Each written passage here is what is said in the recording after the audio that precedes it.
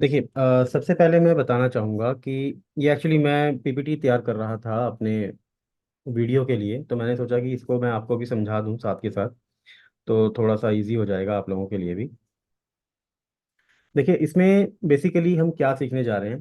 हालांकि मैंने यह वीडियो जो था, मैंने प्रिपेयर किया था ये पीपीटी, ताकि आपको मैं भावों का भी समझा दूँ और ग्रहों का भी समझा दूँ। ठीक है, लेकिन पीपीटी अभी पूरी तैयार नहीं हुई है, क्योंकि इसमें थोड़ी स्लाइड्स और बननी बाकी हैं ग्रहों के कार्यश भाव के लिए। बट भावों के कार्यश ग्रह मैं आपको जो समझाने जा रहा हूँ वो इस तरह से होंगे कि आपको अच्छे से समझ में आ जाएगा, इसके अंदर कोई भी डाउट रह नहीं जाएगा। ठीक है, तो हम शुरू करते हैं अपने पीपीटी को। तो यहाँ पर आप सीखेंगे क्या, ग्रहों की वैदिक दृष्टि के बारे में। हालांकि आपको, क्योंकि आप वैदिक पढ़े हुए हैं, तो वैदिक दृष्टि के बारे में आपको मालूम है कैसे देखते हैं। ठीक है, उसके बाद हम पढ़ेंगे भावों के कार्यश ग्रह निकालते समय। तो यानी कि पहले हम ग्रहों के कार्यश भाव ग्रह भी, भावों के कार्यश ग्रह भी निकालेंगे, और साथ में उसके बाद दृष्टियों को कैसे लिया जाता है, युति, दृष्टि, और किस राशि में है उसको राहु और केतु के लिए भी कैसे देखा जाता है, उसके बारे में भी हम विस्तार से इसके अंदर पढ़ेंगे। ठीक है, तो अभी आगे चलते हैं अगली स्लाइड पर। तो यहाँ आपको सबको मालूम है कि हमारे ज्योतिष शास्त्र में 7 ग्रह, 2 छाया ग्रह, इस तरह से हमें मालूम है कि 7 ग्रह होते हैं और 2 छाया ग्रह रहते हैं। 7 ग्रहों में सूर्य, चंद्रमा, मंगल, बुध, गुरु, शुक्र और शनि, इन ग्रहों को लिया जाता है। छाया ग्रह में राहु और केतु हैं, आपको ज्ञात ही होगा, इसके बारे में आपको नॉलेज है क्योंकि आपने वैदिक पढ़ी हुई है। ठीक है, तो सभी ग्रहों की दृष्टि किस तरह से होती है, बाकी सभी ग्रह, चाहे कोई भी ग्रह है, राहु केतु हैं या 7 ग्रह हैं, तो सबकी जो अपना दृष्टि होती है, वो सातवीं दृष्टि तो रहेगी ही रहेगी। ठीक है, तो सातवीं दृष्टि तो है, इसके अलावा कुछ और दृष्टियां हैं, जैसे मंगल की चौथी और आठवीं दृष्टि है, गुरु की पांचवी और जो है 9वीं दृष्टि है। ठीक है, और शनि की तीसरी और 10वीं दृष्टि है। इतना तो आपको पता ही है। अब हम आगे चलते हैं, जो हमने चार्ट लिया था पिछली क्लासेस के अंदर, उसी क्लास के ऊपर हम यहाँ पर डिस्कस करेंगे। तो यहाँ पर हमने डिस्कस करना है भावों के कार्येश ग्रह। ठीक है, तो उसमें दृष्टियां भी हम आज पढ़ने वाले हैं। सबसे पहले भावों के कार्येश ग्रह निकालते कैसे हैं उसके बारे में हम पढ़ेंगे। पर यहाँ पर थोड़ा सा मैं आपको ये बोलना चाहूंगा कि जब कोई डाउट हो तो लास्ट में हम उसको लेंगे, जब हम एक टॉपिक को पढ़ लेंगे। ठीक है, क्योंकि भावों के कार्यश ग्रह तो हमने निकाले थे, वो मेरे ख्याल में आपको अब उसमें कोई डाउट रहेगा नहीं। ठीक है, फिर भी हम यहाँ पर एक बार पढ़ लेंगे, और जब हम उसको कंप्लीट कर लेंगे भावों के कार्यश ग्रह जो 4 लेवल पे थे, उसके बाद आपका कोई क्वेश्चन होगा तो फिर आप पूछ लेना। ठीक है, आगे चलते हैं। तो ये चार्ट है हमारे पास, बेसिकली इसको हम अगली स्लाइड में देखते हैं कि किस तरह से आएगा।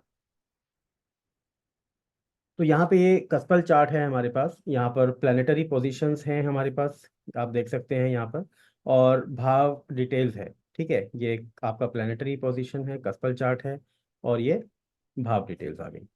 तो यहाँ पर अगर हम देखें, इसके बाद हमारे पास ये एक टेबल था। हालांकि मैंने इसमें टेबल पहले ही तैयार किया हुआ है, यहाँ पर सिर्फ आपको एक नॉलेज देने के लिए मैं यहाँ पर सिर्फ डिस्कस करूंगा कि किस तरह से आए हैं। तो यहाँ पर अगर हम देखेंगे तो पहले कॉलम में, पहला जो कॉलम है भाव का कॉलम है, पहला, दूसरा, तीसरा, चौथा। ठीक है, 4 भाव का यहाँ पे मैंने एक एग्जाम्पल लिया हुआ है, मैंने सारे भाव नहीं लिए हैं, सिर्फ एक बताने के लिए कि किस प्रकार से इसको देखना है, चारों कॉलम्स को किस प्रकार से बनाना है, और अगली जो स्लाइड आएगी उसके अंदर और भी चीजें उस पर निकल करके आएंगी। तो यहाँ पे भावों में स्थित ग्रहों के नक्षत्र में स्थित ग्रह। अब यहाँ पर जब हम बात करते हैं भावों में स्थित ग्रह, तो कौन से भाव के बारे में बात करेंगे, पहले भाव के बारे में पहले। तो यहाँ पर पहला भाव है, तो पहले भाव में यहाँ पर राहु है। ठीक है, क्या है, राहु। तो इसके नक्षत्र में, राहु के नक्षत्र में कौन सा ग्रह है, तो इसका मतलब क्या हुआ, जब हम बोलते हैं कि राहु के नक्षत्र में, तो इसका मतलब नक्षत्र स्वामी राहु बन गया। ठीक है, तो अब राहु अगर नक्षत्र स्वामी बन गया तो हम उसको कहाँ देखेंगे, उसको देखेंगे नक्षत्र के कॉलम में। तो ये है नक्षत्र लोड। ठीक है, पहला प्लैनेट्स, दूसरा साइन यानी कि राशि स्वामी, डिग्रीज, नक्षत्र चरण, कौन सा नक्षत्र है और उसका कौन सा चरण है, और ये राशि लोड, राशि स्वामी कौन बना? सब लोड। सब लोड जो कि काफी डीप कैलकुलेशन के लिए अगर जाना है तो सब लोड को भी देखते हैं, पर वो कब देखते हैं उसके बारे में बाद में बताया जाएगा। लेकिन फिलहाल क्योंकि हम राहु के लिए देख रहे हैं, तो राहु किस ग्रह का नक्षत्र स्वामी बना है, उसके लिए इस नक्षत्र लॉर्ड के कॉलम के अंदर अब राहु को देखिए कहां पर है। तो हम यहां देखते हैं राहु यहां पर आया। ठीक है। अब राहु यहां पर है, तो इसके लिए देखना है कि वो कौन से ग्रह के नक्षत्र में है। हम देखेंगे नक्षत्र लॉर्ड के अंदर ही, क्योंकि हमने ग्रह को देखना है किस ग्रह के नक्षत्र में है। तो यहां पर हमने राहु के ही नक्षत्र में इसको देखना है। यहां पर देखेंगे राहु हमें मिला सूर्य शुक्र के सामने लाइन में। ठीक है, यहाँ पे देखेंगे तो यहाँ शुक्र आया। तो यहाँ इसका मतलब हुआ कि राहु जो है वो शुक्र का नक्षत्र स्वामी बना हुआ है। ठीक है, आप देखिए प्लेनेट है, तो वो किसके नक्षत्र में है? हम देखते हैं कौन से नक्षत्र में है, स्वाति नक्षत्र में, तीसरे चरण में है। और राहु उसका नक्षत्र स्वामी बना है। तो हमारा पहला जो कॉलम था वो था भावों में स्थित ग्रहों के नक्षत्र में स्थित ग्रह। यहाँ पर देखिए, तो यहाँ पर हम देखेंगे कि राहु किसके नक्षत्र या उसका किसका नक्षत्र स्वामी बना है, तो वो शुक्र का नक्षत्र स्वामी बन के यहाँ पे आया। तो हमने पहले कॉलम में पहले भाव के आगे शुक्र लिख लिया। ठीक है। उसके बाद हम जाएंगे तो देखेंगे कि, तो उसके बाद हम देखेंगे सेकंड भाव के लिए। तो सेकंड भाव पर, सॉरी सेकंड कॉलम के लिए, तो सेकंड कॉलम पर जब हम जाएंगे तो हम देखेंगे भावों में स्थित ग्रह। तो यहाँ पे राहु था तो हमने राहु लिख लिया, क्योंकि ये था भावों में स्थित ग्रह, तो यहाँ पर राहु हमें मिला। थर्ड जो हमारा कॉलम है उसके अंदर लिखा है भाव के स्वामी के नक्षत्र में स्थित ग्रह। तो यहाँ पर भाव का स्वामी कौन बना है? यहाँ पर गुरु बना है, क्योंकि उसकी राशि यहाँ पर दी हुई है। तो गुरु जब भाव का स्वामी है तो हमने देखना है कि ये जो गुरु है ये नक्षत्र लोड के कॉलम में कहाँ पर है। हमने देखा कि यहाँ पर है। उसके बाद हम देखेंगे किस ग्रह की लाइन में है, तो इन ग्रहों की लाइन में है। नीचे क्या गुरु दिया हुआ है? बिल्कुल, गुरु केतु के सामने भी मेंशन है। इसका अर्थ ये हुआ कि गुरु सूर्य चंद्र और केतु का नक्षत्र, तो इसके सामने लिखा है, तो हम बोलेंगे कि सूर्य चंद्रमा और केतु गुरु के नक्षत्र में है। ठीक है, यूरेनस को हम काउंट नहीं करते हैं, यूरेनस नेपच्यून और प्लूटो को। तो यहाँ पर हमने देखा कि सूर्य चंद्रमा और केतु पहले भाव के सामने सी कॉलम में आ जाएंगे। ठीक है। उसके बाद हम देखेंगे भाव का स्वामी कौन है, तो वो गुरु बना था। तो यहाँ तक हमने पहले भाव को देखा, ये क्लियर हो गया। सेकंड भाव को भी देखने के लिए अगर हम जाएंगे तो पहले देखेंगे सेकंड भाव में कौन सा ग्रह है, तो उसके बाद देखेंगे कि वो किन ग्रहों का नक्षत्र स्वामी बना है, क्योंकि पहला जो हमारा ये कॉलम है यही बताता है कि भावों में स्थित ग्रहों के नक्षत्र में स्थित ग्रह। तो यहाँ पर गुरु है सेकंड भाव में, तो हम देखेंगे कि वो किन ग्रहों का नक्षत्र स्वामी है। जैसा कि हमने भाव स्वामी के तौर पर पहले भाव के स्वामी को लिया था तो वो गुरु आया था, तो यहाँ भी गुरु का इसी प्रकार से देखेंगे तो हमें सूर्य चंद्रमा और केतु मिला। ठीक है। उसके बाद भावों में स्थित ग्रह, तो गुरु यहाँ पर ऑलरेडी सेकंड भाव में स्थित है, तो इसलिए हमने यहाँ पर गुरु को लिख लिया। उसके बाद हमने देखा भाव के स्वामी के नक्षत्र में स्थित ग्रह, तो भाव स्वामी कौन बना? यहाँ पर शनि। तो अब यदि हमें शनि को देखना है तो हमें दोबारा गुरु की तरह शनि के लिए नक्षत्र लॉर्ड के कॉलम में जाना पड़ेगा, जो कि यहाँ पर है। तो हमने यहाँ देखा कि शनि कहाँ पर आया, तो शनि यहाँ पर है, बुध के सामने लिखा है। बाकी नीचे तक शनि की रिपीटिशन नहीं हुई, दोबारा से नहीं आया, तो हमें यहाँ पर लिख देना है बुध। तो हमने पहले ही यहाँ पर बुध लिखा हुआ है। उसके बाद हम देखेंगे कि भाव का स्वामी कौन है, तो वो शनि है। तो इसी प्रकार से हमने शनि को यहाँ पर उतार लिया। अब थर्ड कॉलम के अंदर, थर्ड भाव के अंदर, नॉट कॉलम, तो थर्ड भाव यानी कि तीसरा भाव जो है वो क्या बताता है, तो तीसरे भाव में हमने देखा कोई भी ग्रह नहीं है। पहला कॉलम था भाव में स्थित ग्रह, के नक्षत्र में स्थित ग्रह। तो जब पहले भाव में कोई ग्रह नहीं है तो वहां पहला कॉलम ब्लैंक आ जाएगा। फिर दूसरा जो कॉलम था भावों में स्थित ग्रह का, तो हमने देखा कि क्योंकि पहले तीसरे भाव में कोई ग्रह नहीं बैठा है तो हमें किसका नक्षत्र स्वामी देखना है, या भावों में स्थित ग्रह जब है ही नहीं तो वो सेकंड कॉलम भी ब्लैंक आ जाएगा। ठीक है, तो दोनों कॉलम ब्लैंक आए। तीसरा जो कॉलम है, सी कॉलम, उसमें लिखा है भाव के स्वामी के नक्षत्र में स्थित ग्रह। तो यहाँ पर हमने देखा कि भाव के स्वामी कौन बने, शनि। तो यहाँ सेकंड भाव में भी शनि बने थे, तो शनि का हमने जब देखा था तो वो बुध के सामने लिखे हुए थे, अर्थात शनि नक्षत्र लॉर्ड के कॉलम में है और बुध प्लैनेट्स के कॉलम में है। तो बुध शनि का, शनि बुध जो है वो शनि के नक्षत्र में है, इस प्रकार से हम बोलेंगे। तो यहाँ पर बुध आ जाएगा और भाव का स्वामी पुनः शनि बन जाएगा ये। अब चौथे भाव के लिए देखें तो उसमें भी कोई ग्रह नहीं है। ठीक है, तो भाव के अंदर जब कोई ग्रह नहीं है तो उसके नक्षत्र में कौन सा ग्रह होगा उसको भी देखने की आवश्यकता नहीं। तो इसीलिए चौथा भाव का पहला कॉलम ब्लैंक और सेकंड कॉलम भी ब्लैंक। अब थर्ड कॉलम कहता है भाव के स्वामी के नक्षत्र में स्थित ग्रह। तो पहले भाव की तरह, क्योंकि यहाँ भी गुरु बना था, यहाँ का भी स्वामी गुरु है, तो गुरु के लिए हम देखेंगे किन किन ग्रहों का नक्षत्र स्वामी बना। तो हमने यहाँ पर पहले ही जो है पहले भाव के लिए नोट किया था सूर्य चंद्रमा केतु, तो यहाँ भी उसको रिपीट कर देंगे, सूर्य चंद्रमा केतु और भाव का स्वामी गुरु। तो इस प्रकार से हमने देखा कि चार भावों के लिए इन चारों कॉलम को किस तरह से हमें देखना है, इन चारों लेवल्स को, स्तर को किस प्रकार से हमें निकालना है। तो ये एक तरह से बड़ा ही जो है एक क्लियर सा कॉन्सेप्ट है जो कि आपको समझ में आ गया होगा। दूसरा, यहाँ पर ध्यान रखिएगा कि कौन सी चीज़ों को हमें देखना ज़रूरी है इनको निकालने के लिए। तो पहला है आपका कस्पल चार्ट, ठीक है, जिसको हम भाव चलित चार्ट बोलते हैं। प्लैनेटरी पोजीशंस, क्योंकि प्लैनेट्स के लिए हमें देखना है कि वो कौन से नक्षत्र स्वामी उनका कौन बना है। ठीक है, और एक देखना है हमें भाव डिटेल्स। तो ये अगले जब हम दृष्टियां देखेंगे तो उसके अंदर हम देखेंगे कि उनकी डिग्रीज कितनी है।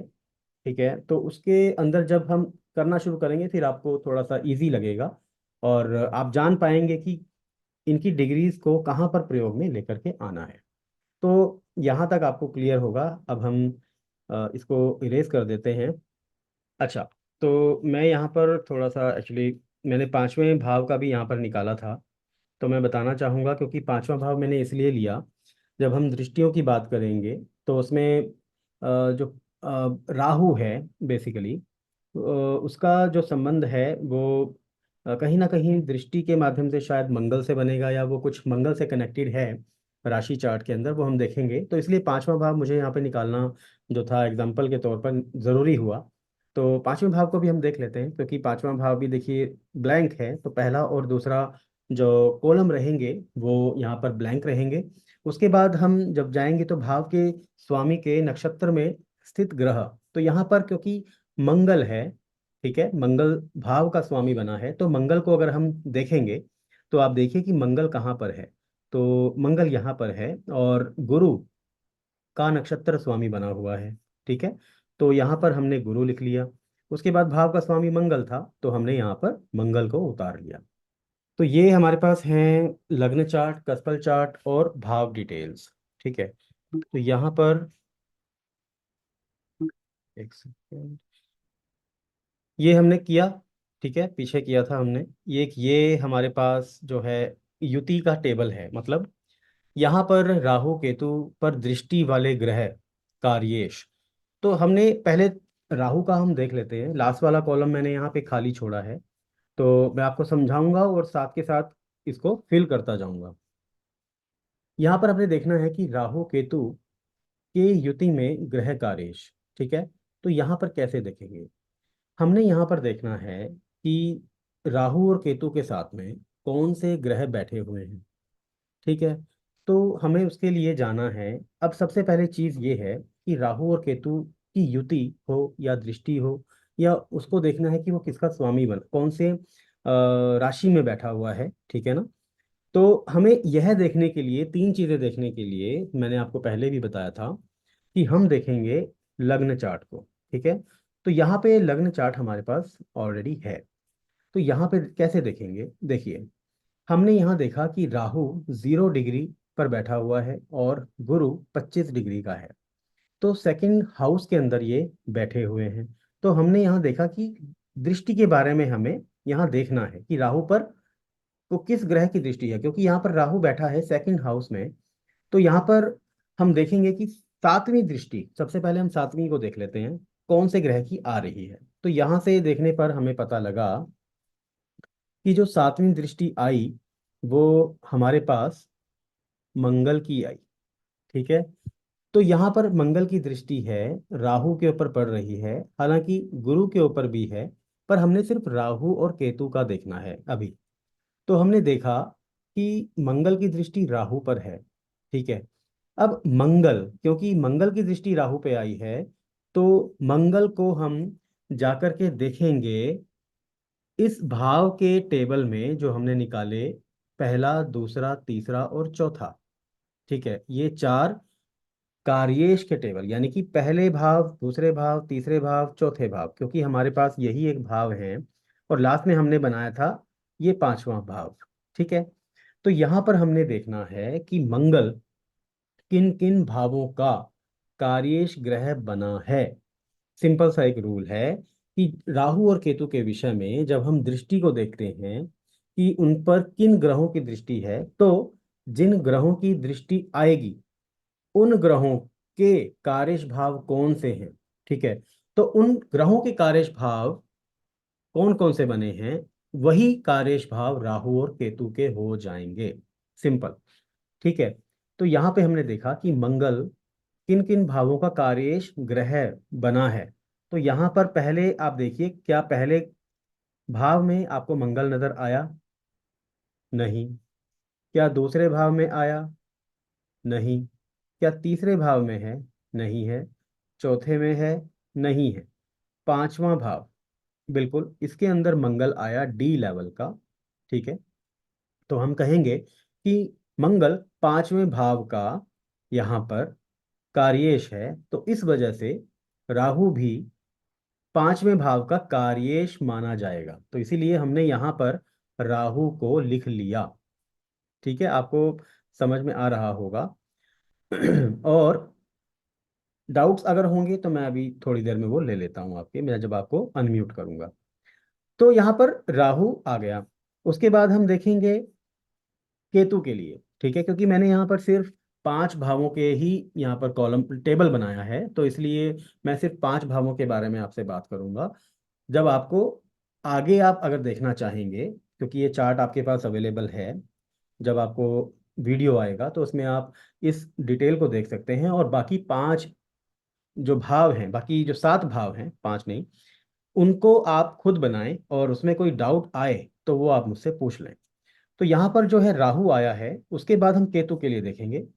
तो केतु को देखिए कि वो उस पर किसकी दृष्टि है। तो केतु को देखें तो यहाँ पर राहु, अच्छा, सबसे पहली और इम्पोर्टेंट बात, शायद आपके मन में ये डाउट आ गया होगा अब तक कि राहु और केतु के लिए क्या, क्योंकि राहु की तो केतु के ऊपर दृष्टि है, केतु की राहु पर दृष्टि है। केपी ज्योतिष के अंदर हम राहु और केतु की आपस में दृष्टियां नहीं लेते, ठीक है। तो इसको आप ध्यान में रखें। तो यहाँ पर सिर्फ मंगल की दृष्टि राहु पर मानी जाएगी, और यहाँ पर सेकंड भाव से गुरु की दृष्टि केतु पर मानी जाएगी। तो यहाँ पर हम कैसे देखेंगे, देखिए, अब गुरु की केतु के ऊपर दृष्टि है, ठीक है। तो इसका मतलब ये हुआ कि गुरु जिन जिन भावों का कार्येश ग्रह बना हुआ है, तो केतु भी उन उन भावों का कार्येश ग्रह बन जाएगा, ठीक है। तो अब यहाँ पे हमें क्या करना है, यहाँ पे हमें उन भावों के आगे केतु को लिख देना है, जैसे मैंने यहाँ पर लिखा, क्योंकि राहु कार्येश भाव बना था पांचवें भाव का। क्यों? क्योंकि मंगल पांचवें भाव का कार्येश था, मंगल की दृष्टि राहु पर थी यहाँ पर, ठीक है ना। इसीलिए हमने मंगल को लिखा पांचवें भाव में और राहु को भी पांचवें भाव का कार्येश बना दिया। तो अब यहाँ पर केतु को देखें, क्योंकि गुरु की दृष्टि केतु पर है तो गुरु पहले भाव का कार्येश ग्रह बना। अब दूसरे भाव के सामने देखें, गुरु है, यस, दूसरे भाव के सामने गुरु यहाँ पर लिखा है। क्या तीसरे के सामने है? नहीं है। क्या चौथे भाव के सामने गुरु कहीं लिखा है? जी हाँ, यहाँ पर लिखा है। और पांचवें भाव के सामने यहाँ पर लिखा है। तो हम कहेंगे कि गुरु पहले, दूसरे, चौथे और पांचवें भाव का कार्येश ग्रह बना है। तो इन्हीं भावों का केतु भी कार्येश बन जाएगा। तो हम यहाँ क्या लिखेंगे? यहाँ पर लिखेंगे पहले भाव में केतु, दूसरे भाव में केतु, चौथे भाव में केतु और पांचवें भाव में केतु। ठीक है, इस तरह से ये वाला कॉलम हमारा कंप्लीट हो गया। फिर आगे हमने देखना है राहु केतु की युति में ग्रह कार्येश, यानी कि राहु या केतु के साथ में कोई ग्रह बैठा है क्या? अगर है तो हम उस ग्रह को कंसीडर करेंगे और उसके वो कौन कौन से भावों का कार्येश ग्रह बना है, तो राहु और केतु भी उन भावों का कार्येश ग्रह बन जाएगा। सिंपल है, जैसे दृष्टि देखी और यहाँ पर युति भी उसी तरह से देखी जाएगी। तो यहाँ पर हमने देखा कि राहु के साथ में गुरु बैठा है। ठीक है, तो गुरु जिन भावों का कार्येश ग्रह होगा, राहु भी उन भावों का कार्येश ग्रह बन जाएगा। तो सिंपल उसी तरह से हमने देखा कि गुरु पहले, चौथे, सॉरी, पहले, दूसरे, चौथे और पांचवें भाव का कार्येश ग्रह बना। तो हमने राहु को भी पहले भाव, दूसरे भाव, चौथे भाव और पांचवें भाव में लिख देना है। ठीक है, क्योंकि राहु भी उन भावों का कार्येश ग्रह बन जाएगा। अब इसके बाद केतु को देखिए। केतु जो है वो मंगल के साथ बैठा है आठवें भाव में। तो यहाँ पर मंगल जिन जिन भावों का कार्येश ग्रह होगा, तो उन भावों के सामने केतु को भी लिख देंगे। तो यहाँ पर अगर आप देखें तो क्योंकि मंगल सिर्फ पांचवें भाव का कार्येश ग्रह बना था, ठीक है, तो हमने केतु को भी यहाँ पर पांचवें भाव में ही लिखा, क्योंकि यहाँ पर मंगल कहीं भी नहीं रिपीट हुआ। पहले से चौथे भाव में मंगल किसी भी भाव का कार्येश ग्रह नहीं बना, सिर्फ पांचवें भाव का बना था। तो हमने यहाँ पर केतु को पांचवें भाव में लिख दिया। उसके बाद हम देखते हैं राशि स्वामी के कारण, अर्थात राहु और केतु। ठीक है ना, क्योंकि ये तीन कॉलम जो हैं वो सिर्फ राहु और केतु के ऊपर ही दिखाए गए हैं। तो राहु और केतु कौन से राशि के अंदर बैठे हुए हैं लग्न चार्ट के अंदर? तो यहाँ पर हमने देखा कि राहु शनि की राशि में है और केतु चंद्रमा की राशि में है। तो इसका अर्थ क्या हुआ? राहु क्योंकि शनि की राशि में है, तो शनि के लिए हमने देखना है कि वो किन किन भावों का कार्येश ग्रह बना है। ठीक है, उन्हीं भावों का कार्येश ग्रह राहु बन जाएगा। और केतु के लिए भी हम देखेंगे चंद्रमा को, कि चंद्रमा कौन कौन से भावों का जो है कार्येश बना है, और उसी तरह से केतु भी उन भावों का कार्येश ग्रह बन जाएगा। तो यहाँ पर हमने देखा शनि के लिए। तो देखिए शनि कहाँ पर है? पहले भाव में शनि नहीं है, दूसरे भाव में शनि है, तीसरे भाव में भी शनि आ गया, चौथे भाव में नहीं है और पांचवें भाव में भी नहीं है। तो इसका अर्थ यह हुआ कि दूसरे और तीसरे भाव का कार्येश शनि बन गया। तो इसीलिए हमने राहु को दूसरे और तीसरे भाव में लिख दिया। क्यों? क्योंकि राहु इन भावों का कार्येश ग्रह बन गया शनि के कारण। अब केतु के लिए देखिए, केतु चंद्रमा की राशि में है लग्न चार्ट के अंदर। तो चंद्रमा किन किन भावों का कार्येश है? चंद्रमा पहले भाव का कार्येश है, चंद्रमा दूसरे भाव का कार्येश है, तीसरे का नहीं है, चौथे का, यस, चौथे का है, पांचवें का नहीं है। तो हम यहाँ पर केतु को लिख देंगे पहले भाव में, कि केतु पहले भाव का कार्येश बन गया। चंद्रमा क्योंकि पहले भाव का कार्येश था तो दूसरे का भी बना, और चौथे भाव का कार्येश ग्रह बन गया। इस प्रकार से हमें राहु और केतु के ऊपर किन ग्रहों की दृष्टि आई, युति किसके साथ है राहु और केतु की, और कौन सी राशि में लग्न चार्ट के अंदर राहु और केतु बैठे हुए हैं, उनको देखना है। तो जो जो ग्रह हमें मिलेगा उनके कार्यज भावों को देखेंगे, और राहु और केतु भी उन भावों के कार्यज ग्रह बन जाएंगे। सिंपल। इसके अंदर कोई भी, मुझे नहीं लगता कि कोई प्रॉब्लम होनी चाहिए। फिर भी मैं यहाँ पर वीडियो को सर रोकता हूँ। एक मिनट सर, रुकिए। हमने, हाँ हाँ जी, जी, बोलिए बोलिए, अब बोलिए। सर ये जो मून का निकाला है हमने, हाँ जी, मून का निकाला है। ये हमने इधर तो राहु और केतु की देख ली थी दृष्टि, तो हमने केतु के राहु की उसमें दृष्टि बैठा। केतु की दृष्टि। नहीं नहीं, केतु उसकी राशि में बैठा है, चंद्रमा की।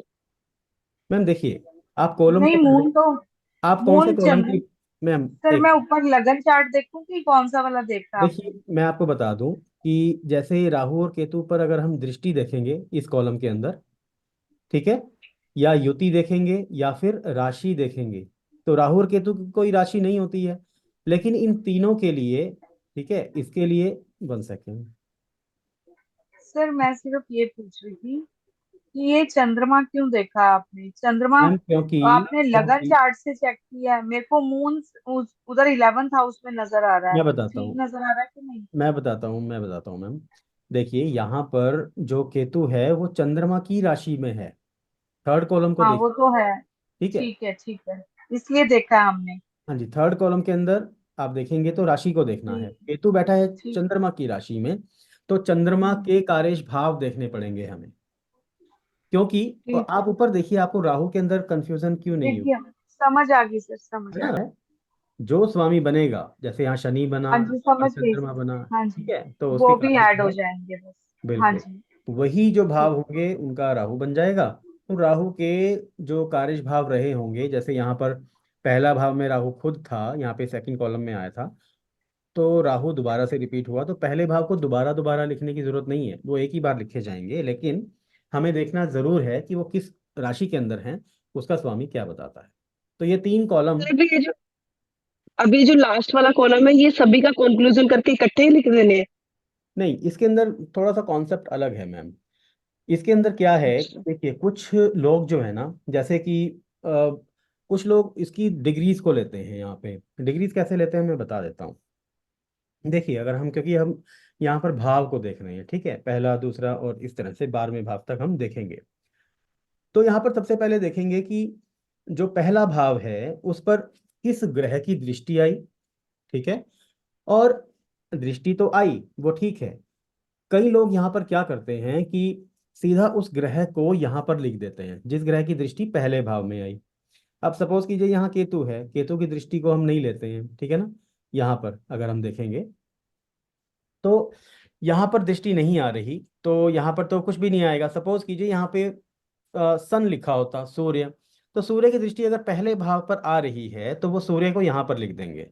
बट कुछ जो एस्ट्रोलॉजर हैं तो वो क्या करते हैं, अगर मान लीजिए यहाँ पर सूर्य लिखा हुआ है, ठीक है, सूर्य की डिग्री सपोज कीजिए 10 डिग्री है या 11 डिग्री है।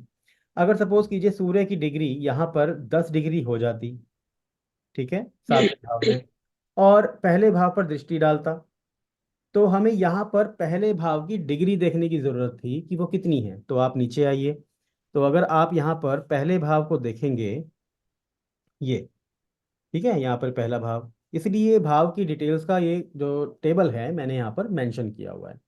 तो पहले भाव को अगर आप देखेंगे तो उसकी डिग्री आई 10 डिग्री 45 मिनट और 5 सेकेंड। अगर मैंने बोला कि यहाँ पर सूर्य है, ठीक है ना, यहाँ पर सपोज कीजिए यहाँ पर सूर्य है, यहाँ पर एक्चुअली मैं पेन यूज़ नहीं कर रहा हूँ, इसमें चलता नहीं है वो पेन। तो यहाँ पर मान लीजिए सूर्य की डिग्री 9 है, ठीक है, तो 9 डिग्री यहाँ पर आई। तो इसकी और सूर्य की आपस में जो डिफरेंस आया डिग्रीज का, वो 1 डिग्री से भी कम डिफरेंस है, ठीक है। तो मैंने आपको बोला था कि 4 से 6 डिग्री, लेकिन कुछ बुक्स के अंदर जो स्ट्रांगली माना गया है 3 डिग्री 20 मिनट का माना गया है, या फिर 4 डिग्री मैक्सिमम। अगर इतना डिफरेंस आ जाता है तब वो उस ग्रह को ले लेते हैं। सपोज कीजिए अब जैसे 9 डिग्री का सूर्य है, और पहली जो पहला भाव है, यहाँ पे भाव की डिग्री नहीं लिखी हुई है, बट कुछ जो सॉफ्टवेयर हैं उसके अंदर भाव की डिग्री दी होती है। तो यहाँ पर पहले भाव की जो डिग्री है वो 10 डिग्री 45 मिनट है और सूर्य की 9 है। तो सूर्य की जो दृष्टि युति है, इसको बोलते हैं दृष्टि युति, यानी कि सूर्य की दृष्टि आई पहले भाव पर, तो उस दृष्टि के कारण पहले भाव के साथ उसने युति बना ली, कंजंक्शन बना ली। इस तरह से इसको बोला जाता है। तो यहाँ पर सूर्य 9 डिग्री का है, तो उसकी दृष्टि पहले पर पड़ी, डिफरेंस 3 डिग्री 20 मिनट से भी कम है या 4 डिग्री से कम है, तो हम इसको मानेंगे कि सूर्य जो है यहाँ पर कंजंक्शन उसने बना ली पहले भाव के साथ। ठीक है, तो यहाँ पर हम लिख देंगे सूर्य। इस तरह से जो है एस्ट्रोलॉजर कुछ नहीं बोलूंगा, मैं बोलूंगा कि 90% एस्ट्रोलॉजर इस तरह से डिग्रीज के डिफरेंस को देख करके दृष्टि युति या ग्रह युति को लेते हैं। क्लियर है आपको ये? ओके, तो ये हमारे पास जो टेबल है ग्रह युति ग्रह दृष्टि देने वाले ग्रह, तो इसके ऊपर अगर हम जाकर के देखेंगे तो यहाँ पर देखिए हमें देखना है कि पहले भाव पर कौन से ग्रह की दृष्टि आई। तो यहाँ किसी की भी दृष्टि नहीं है, ठीक है, लेकिन हम देखेंगे कि क्या शनि की दृष्टि आई, क्योंकि उनकी और भी दृष्टियां होती हैं सातवीं के अलावा। तो 1 2 3 4 नहीं आई। मंगल की देखिए, 1 2 3 4 5 6, नहीं, कोई दृष्टि नहीं है। इसमें वक्री ग्रहों को नहीं लिया जाता, क्योंकि हम सिर्फ लग्न चार्ट को देख रहे हैं, और या फिर कस्पल को हम यहाँ पे नहीं देखेंगे दृष्टि युति के लिए या किसी और चीज के लिए। तो यहाँ पर किसी भी ग्रह की दृष्टि पहले भाव पर नहीं है, तो हम यहाँ पर इसको ब्लैंक कर देंगे। अब सेकंड भाव पर चलेंगे, तो सूर्य चंद्रमा केतु पहले इसमें लिखा हुआ है, तो सेकंड भाव है। सेकंड भाव के ऊपर देखिए क्या किसी ग्रह की दृष्टि इसके ऊपर आ रही है या नहीं, देखिए। मंगल है सर, मंगल और जी, केतु। मंगल और केतु है, इसकी दूसरे हाँ भाव जी, पर दृष्टि पड़ रही है, पर केतु की दृष्टि हम लेते नहीं है। लेते नहीं है, हाँ जी। हाँ, लेकिन हमें भाव के ऊपर देखना है, ठीक है, क्योंकि हमें भाव पे दृष्टि देखनी है, तो उसको देखेंगे हम, ग्रह की दृष्टि को यहाँ पर नहीं ले रहे हैं। तो यहाँ पर देखेंगे कि मंगल की दृष्टि सेकंड भाव पर है। अब सेकंड भाव पर है। सेकंड भाव की नीचे जाकर के आप देखिए डिग्रीज कितनी है। तो यहाँ पर सेकंड भाव की जो डिग्री है वो है 16। ठीक है, 16। तो अब यहाँ पर 16 डिग्री आई, तो अब आप देखिए कि 16 डिग्री और मंगल की 19 डिग्री के बीच में डिफरेंस कितना आया, 3 डिग्री का डिफरेंस है। 3 डिग्री का। ठीक है, तो यहाँ पे हम मंगल को लिख लेंगे, क्योंकि मंगल की दृष्टि सेकंड भाव से मानी जाएगी, तो ये दृष्टि युति बन गई। ठीक है, दृष्टि के द्वारा कंजंक्शन बन गई, तो यहाँ पे हम लिख लेंगे मंगल को। क्लियर है आपको ये? हाँ जी। ओके, अब तीसरे भाव अच्छा, पर। अगर इससे ऊपर होगी तो नहीं लिखनी हमने। मैम 4 डिग्री से ऊपर जाएगी तो नहीं लेनी है। चार ठीक है। डिग्री से ऊपर चाहे वो 4.20 हो जाए, यानी कि 4 डिग्री 20 मिनट्स, तो नहीं लेनी है, हमने सिर्फ 4 4 डिग्री तक की हमें डिफरेंस की लेने हैं। ठीक है, तो यहाँ पर देखिए तीसरे भाव को, तीसरे भाव पर किसकी दृष्टि है, कोई है क्या मंगल। मंगल।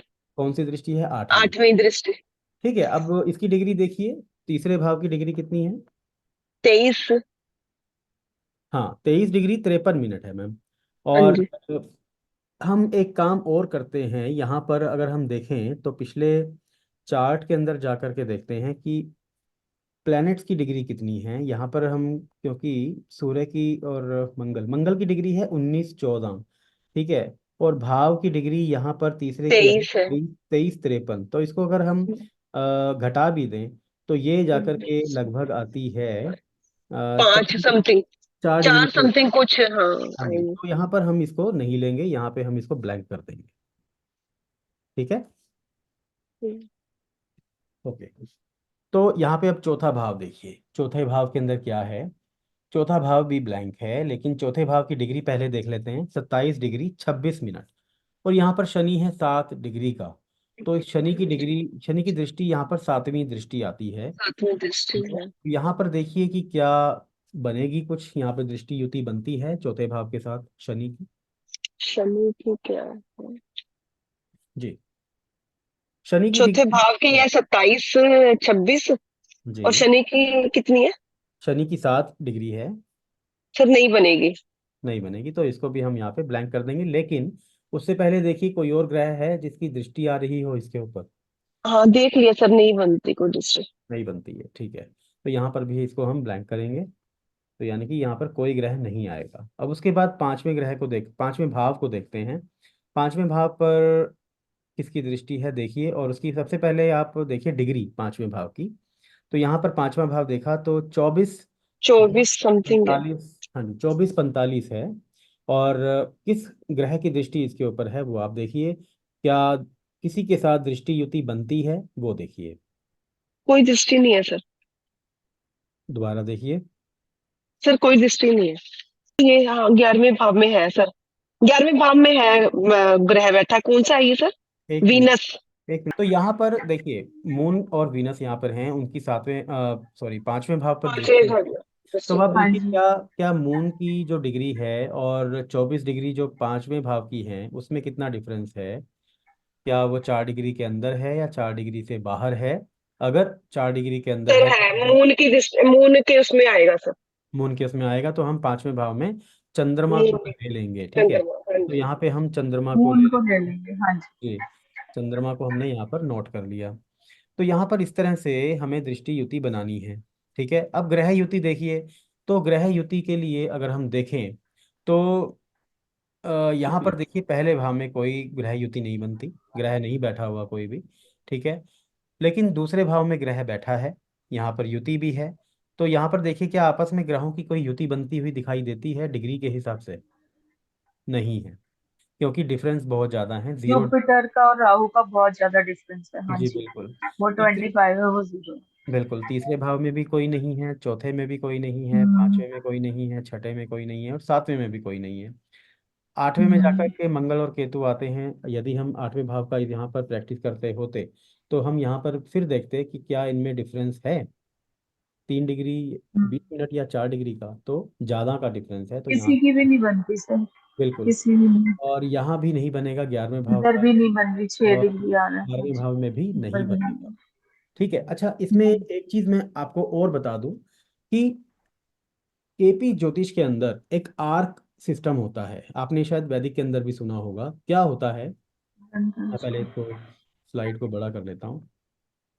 देखिए, तो होता क्या है कि जैसे लग्न चार्ट है तो यहाँ पे दृष्टियां देखी जाती हैं लग्न चार्ट के अंदर। तो जैसे 25 डिग्री का यहाँ पर, जैसे सपोज कीजिए इसको भी छोड़ देते हैं, राहु यहाँ पर 0 डिग्री का है सेकंड हाउस में, ठीक है। अगर यहाँ पर सपोज कीजिए कि कुछ और प्लेनेट पड़ा होता, सपोज कीजिए सूर्य यहाँ होता पहले भाव में, उसकी डिग्री होती 28 डिग्री या 27 डिग्री।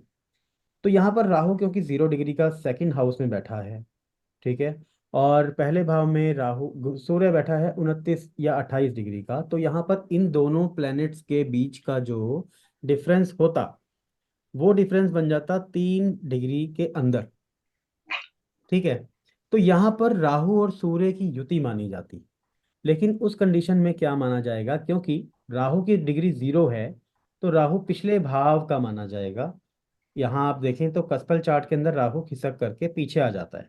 आपको अब याद आ रहा होगा कि मैंने आपको कस्पल चार्ट के बारे में बताया था कि ऐसा क्यों होता है, ग्रह आगे पीछे क्यों चले जाते हैं, डिग्रीज, क्योंकि और भाव भाव आगे पीछे हो जाते विस्तार हो हैं। हाँ जाता है, जी। भाव की एक्सटेंशन हो जाती हाँ है जी। इस हाँ कारण। जी। तो यहाँ पर राहु पीछे आ जाएगा तो राहु और सूर्य की युति यहाँ पे बनती हुई दिखाई देगी। अगर यहाँ पे सूर्य है तो राहु और सूर्य की युति यहाँ भी मानी जाएगी।